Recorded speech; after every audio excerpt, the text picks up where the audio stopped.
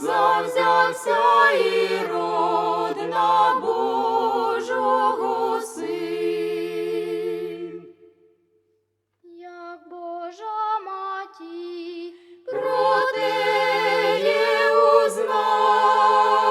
узнала, то з Божим сином у світ утекала, то з Божим сином у світ утекав.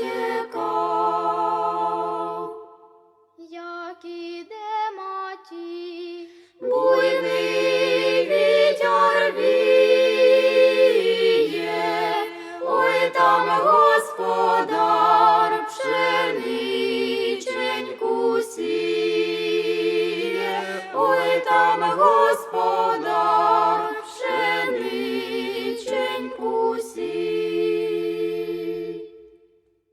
До Господара прийшла Божа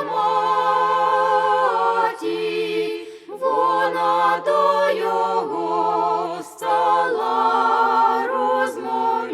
розмовляти, вона до його стала розмовляти.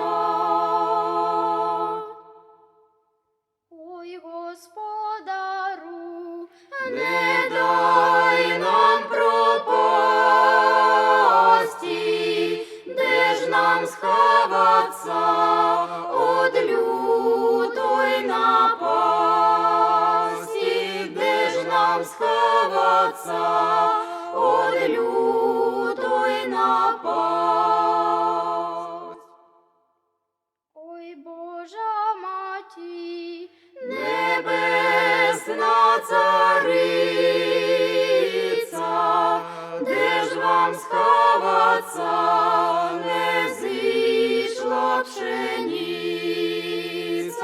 де ж вам сховаться, не зійшла пшениця.